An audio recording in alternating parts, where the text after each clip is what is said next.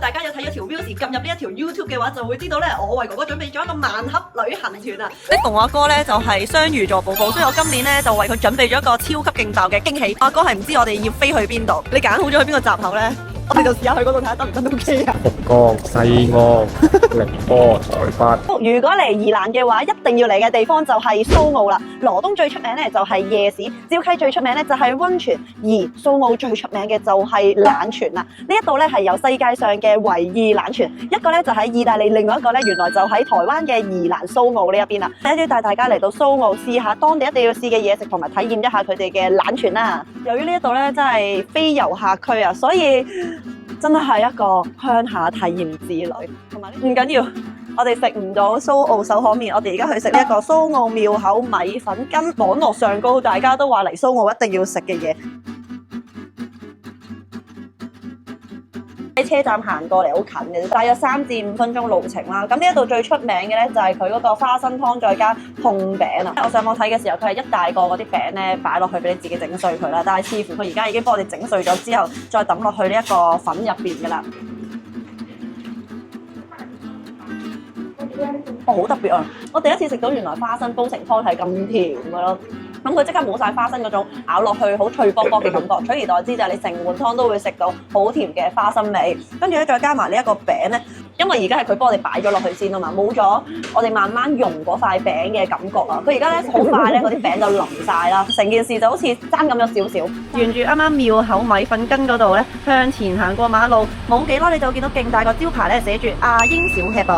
一講起蘇澳，第一時間一定會諗起阿英小吃部。呢度最出名咧就係佢哋嘅煙燻魚雜啦。咁喺佢哋嘅魚雜入邊咧，就會包括好多唔同嘅煙燻魚類嘅內臟啦，例如鯊魚煙啦、煙燻魚皮啦、煙燻魚肚等等，全部都喺出邊好難揾到噶。好，我哋而家即刻試下食呢一個魚肚先，點醬？幾爽喎！佢唔係黐牙喎，好純真嘅魚嘅味道啊！呢一個。第二嚿我哋試鯊魚煙，到底鯊魚煙係要點咩咧？係咪點話沙比咧？我試下先，真係太多醬，唔知點好，應該自由發揮㗎。超級腍喎！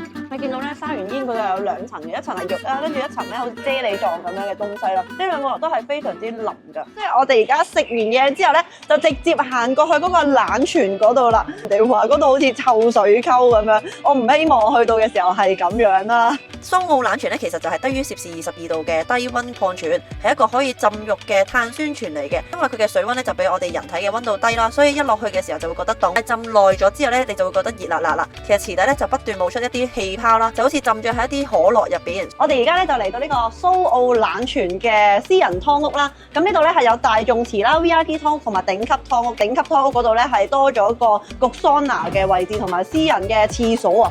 其實呢度都真係冇乜人啦，所以信心不太大。再加上天氣嘅問題，所以我哋就決定下次先嚟浸。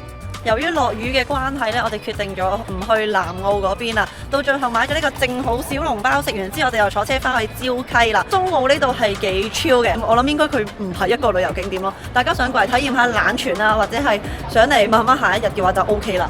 嚟到礁溪咧，有一樣礁溪名物咧一定要食嘅就係罌窯雞啦。我喺 Google search 到一間咧係4.5分好評嘅罌窯雞礁溪總店。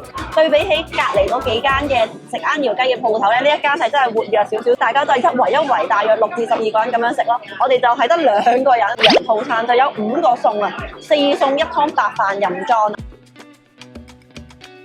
哥哥第一次食窯雞。要雞本人在，真心同大家推薦呢一間店鋪啊！雖然喺礁溪車站行過去要大約15分鐘，但係真係好值得。佢每個餸咧都係即叫即炒啦，勁新鮮啦，同埋咧係絕對食得飽。食落去咧，感覺到呢一隻窯雞真係超滑身啦，但係同時間好入味。到而家我都念念不忘啊！埋單冇記錯咧，2個人都係3嚿幾4嚿水啊！喺香港絕對食唔到呢一個質素嘅窯雞啊！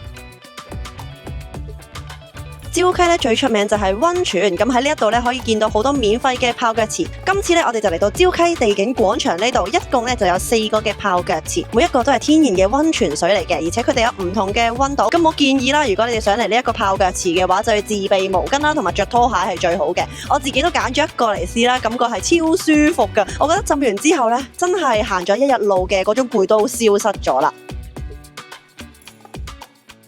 好，話咁快嘅4日3夜2蘭之旅咧，我已經完成咗啦。咁而家要準備翻香港啦。今次咧我就係坐咗星宇航空嘅 Business Class。如果大家對於香港出發嘅 launch 有興趣嘅話咧，就去睇翻我嗰條 reels。隆重介紹星宇航空喺桃園機場嘅 launch 啊！一踏入去咧，已經俾咗一種奢華低調、超有質感嘅生活啊！坐喺呢一張凳咧，完全唔想離開啊！喺呢一度咧，你可以自己調酒，食一啲小食，或者呢度都有熱食嘅選擇嘅。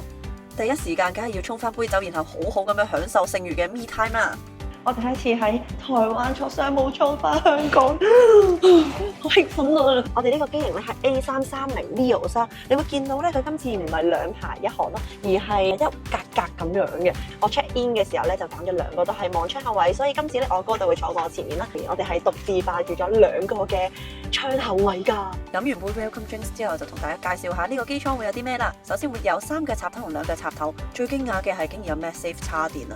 每一個乘客位置咧都十分舒適啊，連晾腳嘅位咧都啱啱好喎。喺你嘅左手邊咧就會見到一個櫃仔啦，撳落去之後就會發現一塊鏡啦，同埋星宇航空嘅耳機。喺座位嘅左下角咧就會有唔同嘅按鈕啦，可以將張凳咧校到去自己合適嘅斜度嚟休息。超令我 surprise 嘅係，估唔到喺飛機上高咧係有 WiFi 噶。